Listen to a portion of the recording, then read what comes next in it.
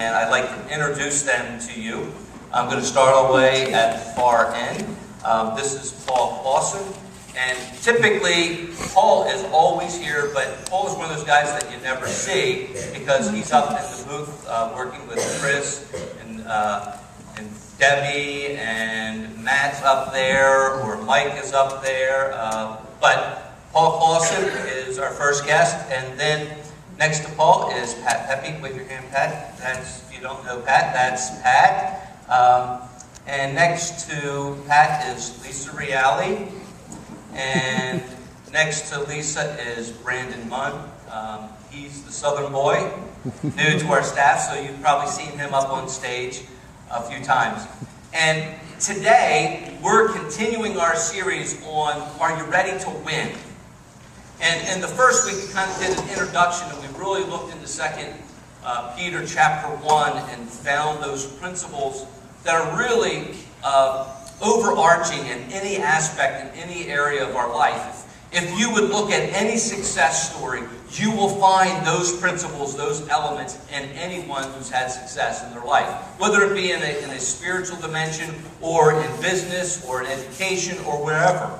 Those qualities, those characteristics really are the backbone of success.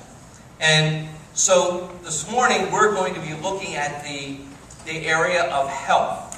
And we're going to start off with physical health. And I've selected some people to help me because I am not an expert in physical health, and I am also definitely not a specimen of physical health. But I work at it sometimes. And I have to be better at that. I have to apply those principles. But we're going to start off, and Pat and Paul both began a journey some time ago, a journey where they have been working on their health. So Paul and Pat, you're going to both respond to this. What prompted you? Why did you begin your journey in the health arena, or trying to be more healthy? 6-word sentence comes to mind, John. I was tired of being tired. Okay. And with that, 4 words go with that. Anybody who knows me a little knows 2 of the words. The other 2 words are accountability and discipline. And I try to perform my own. I never could do it because I didn't have anybody to be accountable, and I'm very undisciplined. Okay. All right. So you started off because you were tired, and you said, I got to change that. Pat. Yeah, John, I started because I wanted to be with my friends. My friends were all going to start this challenge, and I wanted to do it too. And they didn't really think I was going to lose a lot of weight because I figured I was destined to be what I was. My aunts were like that, and so I was destined to be overweight just like them. And I was surprised at what happened. Great. You mentioned the challenge. Actually, you guys can keep that. We have 2 people, Lisa and Brandon, and they have founded together a ministry called Dynamic Devotion Fitness Ministry. I think I got that all correct. Is that correct? And one of the things that they did is they developed this challenge. It was called the Ultimate Challenge, and they brought it up. So why don't you tell us a little bit about the Ultimate Challenge, and as you kind of got started in the fitness arena, both Brandon and Lisa, you guys can respond to this. What kind of motivated you? Why did you want to get involved in that area in your life? Well, I started in college, I guess, where I was in the early childhood education field, and I worked at a daycare, and I was overweight and I was broke, and they started doing a challenge, like a weight loss challenge, and I was like, oh, okay, that'd be fun, chance to win some money. So I started doing that, and then really just kind of grew in it and started working out more, kind of following eating patterns that I was noticing from my bodybuilding friends and whatnot. And then I started doing really well, and I just kind of went with it, changed my whole life from there, and really found, a passion for it, and found that, God could use me in helping other people with that. So I, lost some weight doing the challenge, and then just grew that passion to start helping others, and switched over my major and everything, majored in exercise sports science and school, and just kind of changed my whole life from there. Brandon? For me, coming out of high school, I knew I wanted to do 2 things, and that was either be a basketball coach or do personal training, and I tried coaching for 2 years, which 1 year was coaching girls. Done. That was it. So I figured I didn't want to do any more. Coaching was done after that, so I got more into the fitness field, and that's what I studied in school and all. And I knew it was a way that would keep me around, athletics and stuff like that. So that's how I got into that field. Okay, great. Paul and Pat, you guys respond to this. How long have you been on your journey, and what have you seen as a result? What are the results or the changes that you've seen in your own personal life? I started in July of 2010. I had just got, Memorial Day was my last day of work for 5 months. I was off 5 months. I did nothing in June, but I felt lousy. So, I hooked up with Lisa, and everything changed. I changed how I eat. And I really took it to heart. It's not a diet, it's a lifestyle. So that was probably the biggest change. And there's stuff called exercise too. But, she always says nutrition's 80%. And I'm pretty well still on the same diet I was started in July 2010. So that's probably the biggest change for me. Okay. What some of the ramifications, like your weight loss, those types of things, how do you feel? What's different about you today than in May of 2010? Oh, I went from 330 pounds plus down to 195. Now I've gained about 10 pounds back, but that's kind of on purpose. In June, I had my gallbladder out. All my adult life, the doctors say, Paul, you gotta lose weight, you gotta lose weight. I get my gallbladder out, and the surgeon goes, Paul, you gotta put 15 to 20 pounds back on, you're too skinny. So I asked him where he was all my adult life. So basically, it's the weight loss. I just feel so much better. It's amazing. It's amazing. All right, Pat, you? I started in January 1st of 2011. I started working out and exercising a lot with Lisa and my friends, and started, after a couple months, I started feeling really good. I started feeling really good within the first week or two, but after a couple months, I realized that this was something that could last, and I started using MyFitnessPal to count calories and to do some of the stuff that Lisa was saying I should do with nutrition, and make it a lifestyle change. And that, like Paul said, that really made a big difference, because then when you fail, you don't just say, well, I'm going to go off this diet, because it's part of your life. You don't just stop, So anyway, the things that I've noticed different are my energy level is hugely different. My knees don't hurt, and I had IBS, and that's all gone. That was a major thing for me. For the last 3 years, I had major problems, and it's gone. It's just gone. That's great. Lisa and Brandon, this question is for you guys. You guys are kind of like the gurus, at least the gurus that I know. And so, what are the essential elements of what you would consider to be a healthy lifestyle?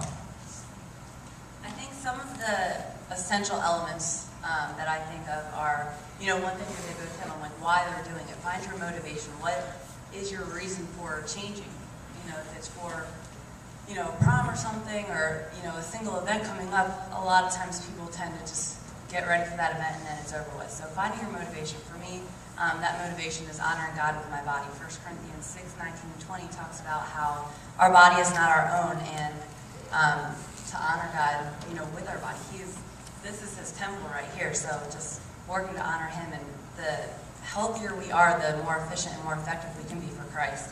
And then also, the other thing they both hit on really strongly was that lifestyle change. So just making smart choices with what you're eating and moving more, rather than, looking for that special pill that's going to melt the pounds away with, in your sleep. Rather than trying to take the easy way out, just making that lifestyle change, making those smart choices. And then whatever it is that you choose to do, being committed, like fully committed and dedicated. A lot of people try these little fad diets, and they do it for a week, and then they stop, and then they try another one for a week. But being consistent with what you're doing, enjoy what you're doing, enjoy what you're eating, and being consistent. Dedicate your your life to what you're doing, to that lifestyle change, not just that fad diet. That's exactly what I was going to say. No, but I think it is, I think that's the key thing is making it a lifestyle. I think so many people think it's so hard and so difficult, and we're so caught up in this fast-paced world, this fast-paced life, that we don't plan ahead and we don't prepare ourselves, and so that allows us to make excuses and not get to not to do what we're supposed to do. So I think the biggest thing is not to look at it as a diet or a challenge, or I've got to be try to get this weight by this certain amount of time, but make it a lifestyle. Make everything you do, everything you got two choices every day, and that's to get better or worse. There's one more thing I go by. So Okay.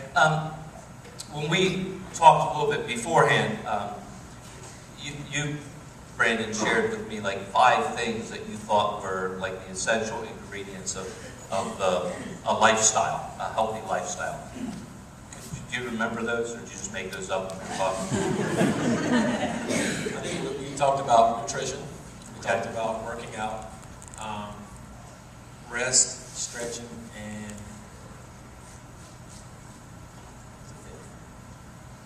I don't know. You told me. But I know it was stretching. I know it was proper workout. I know it was nutrition. I know it was rest. Maybe I made up the 5th. Yeah, I don't know what it was. Yeah, just being consistent. That's what we talked about. Just being consistent. All right. I think those are those 5 things. Whether it's your workout, it's your nutrition, or everything. As long as you stick to those things and focus on those every day, that'll definitely help change your life.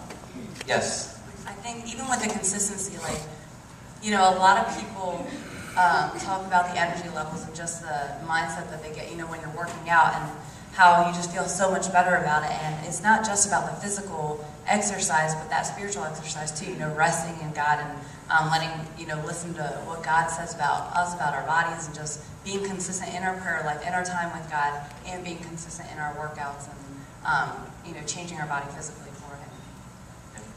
Last question for Paul and for Pat. What's kept you going for over a year, Paul, and what's kept you going, Pat, for 9-10 months? Okay, Paul? Fear. Fear of going bad.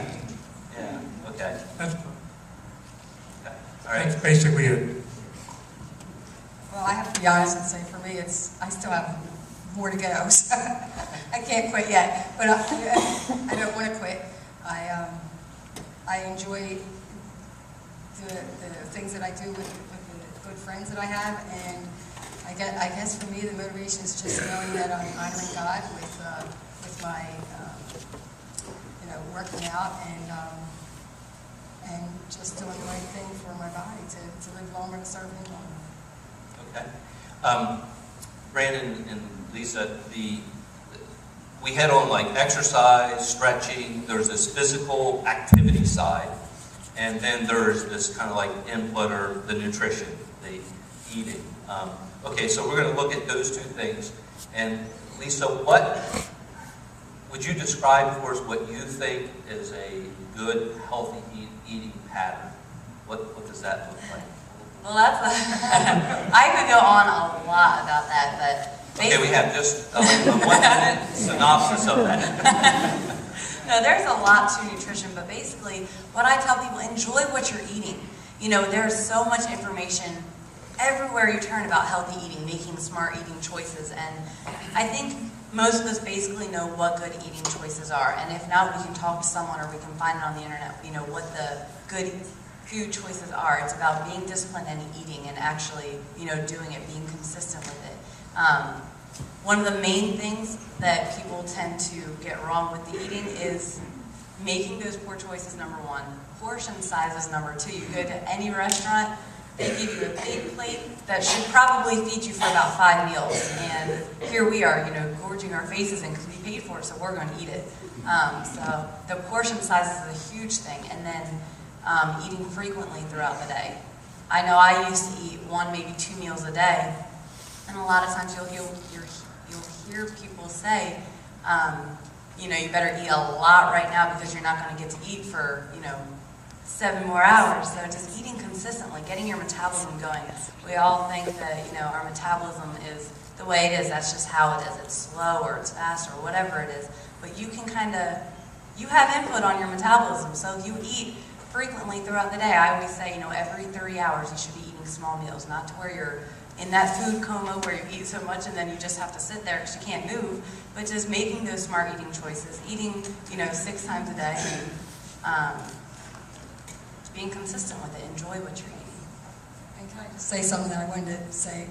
For me, when I eat, and I'm really enjoying what I'm eating, and I know that I look at it and I say I should stop now, you have to make a conscious effort. I think to myself, okay, am I going to take this next bite because I need it to nourish my body for the next 3 hours? Or am I taking this next bite just because it tastes good and it's fun?